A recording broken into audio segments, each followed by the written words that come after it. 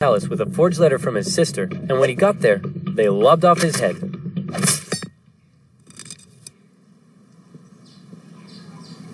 Kill them all. Imperial forces stormed the palace, and the eunuchs were all massacred. The peasants, who were still suffering from drought and starvation, saw what was going on and began to riot. The emperor and his brother were forced to flee the city, which was now in flames, and the feared, nasty, tyrannical, bloated Dong Zhuo had just arrived. He found the emperor and his brother wandering the hills outside of the city and was understandably confused. So he scooped up the emperor, went to the capital and was like, "Hey guys, what's up? I see the capital is on fire. Also, I'm here with my army and I have the emperor with me."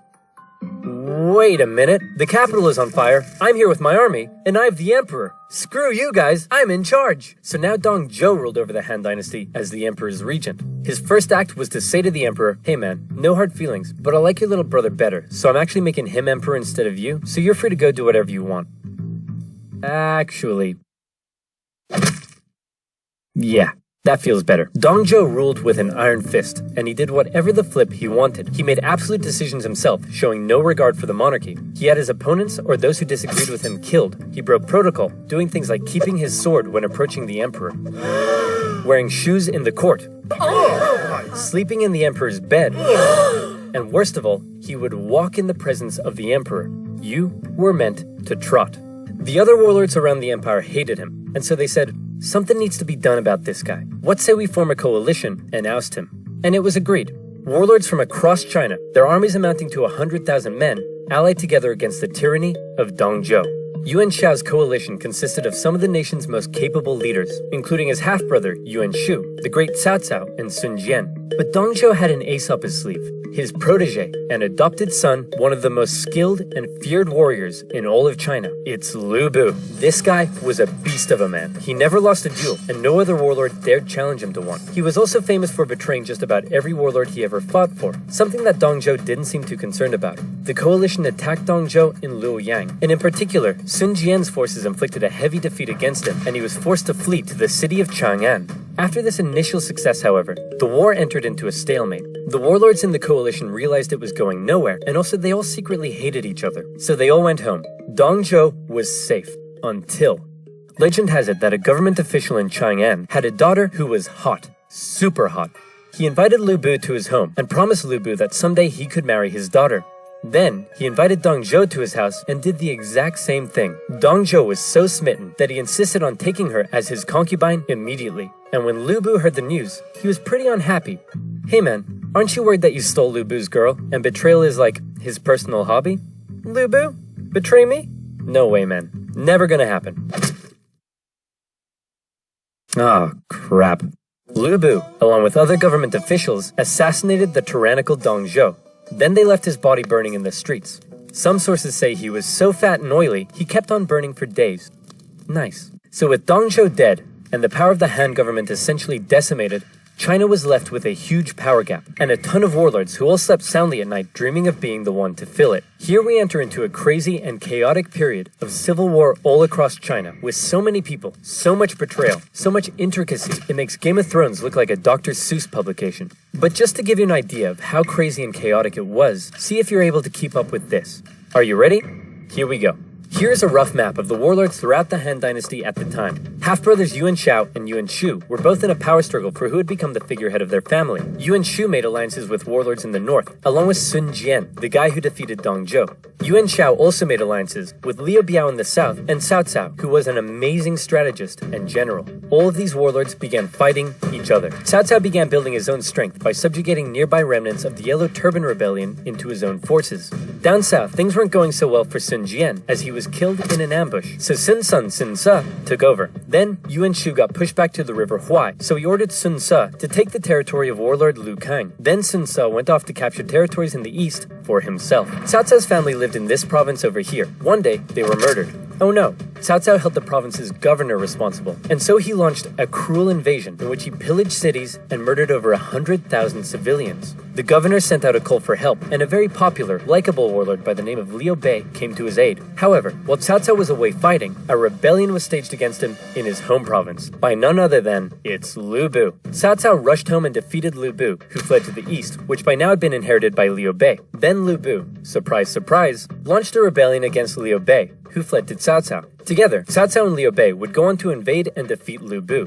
Lu Bu offered to join Cao Cao, and Cao Cao considered the offer. But his advisors were like, no way, man, this guy's betrayed literally everyone he ever worked for. And so boo-hoo, Lu Bu was executed. Next, Cao Cao convinced the emperor to move in with him. Now he's in control of the Han government, something that made his allies very jealous. Yuan Shu, out of nowhere, decides to declare himself emperor of the new Zhong dynasty.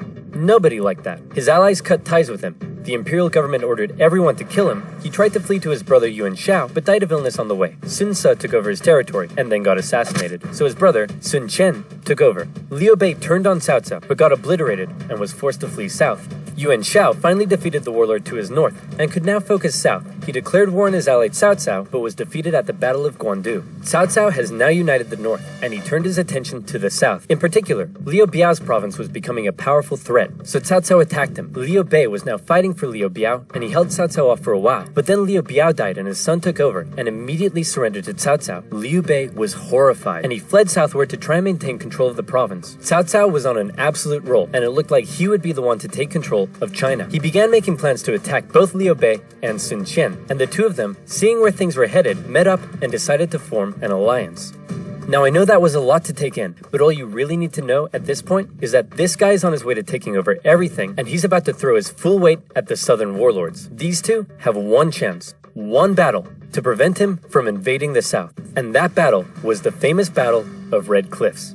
To take the south, Cao Cao would need to control and cross the mighty Yangtze River. He had over 200,000 men to face against Liu Bei and Sun Qian's combined force of 50,000. How would they stand a chance when they were so outnumbered? Legend says most of Sun Qian's advisors pleaded with him to surrender, but then he smashed up a table and they all backed down. Luckily, Cao Cao's forces were ravaged by disease and exhaustion, and his northern soldiers weren't too comfortable on ships. So when Cao Cao sailed down the river and the two sides met for an initial skirmish at Wulin, Cao Cao was unable to inflict a defeat against the allies. Then one of Sun Qian's men came up with a very sneaky plan. He sent Cao Cao a letter pretending that he and others wanted to defect to his side, and offered to bring him some of Liu Bei and Sun Qian's finest ships. Little did Cao Cao know, however, that those ships were full of flammable reeds. As they approached his fleet, they were set alight and destroyed his ships and camp. Seeing the situation as hopeless, Cao Cao ordered a difficult retreat through the rain and marshlands, during which more of his men fell to illness and disease. The underdogs had won, and Cao Cao would never again have another chance to take the south.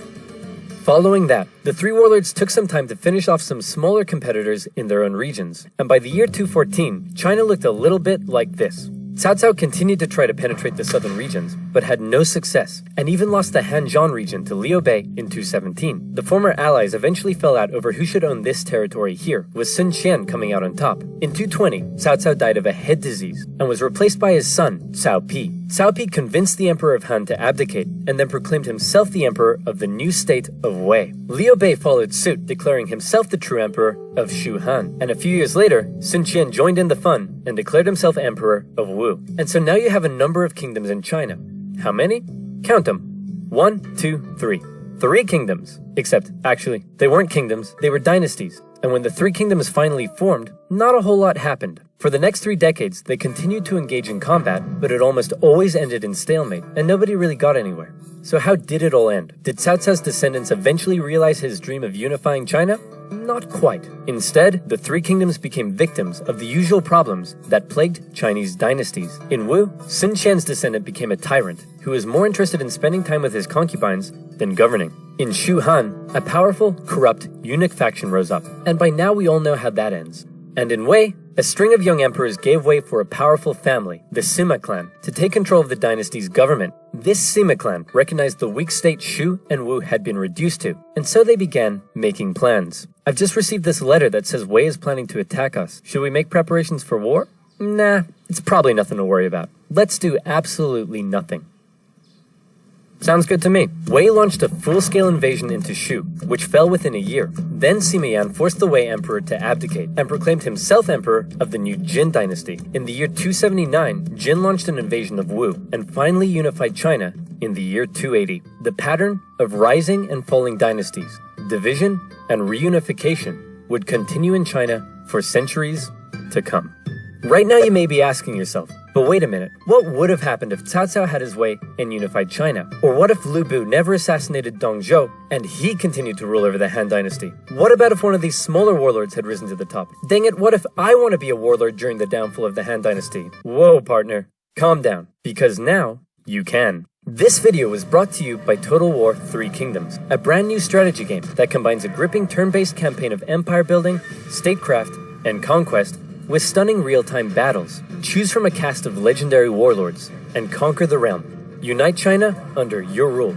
Forge the next great dynasty and build a legacy that will last through the ages.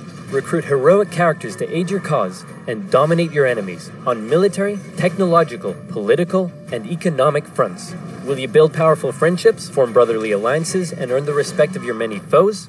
Or would you rather commit acts of treachery, inflict heart-wrenching betrayals, and become a master of grand political intrigue? I bet you would. Your legend is yet to be written, but one thing is certain: glorious conquest awaits. Buy the game on Steam using my link in the description down below. It would also support my channel and my work massively, so thank you.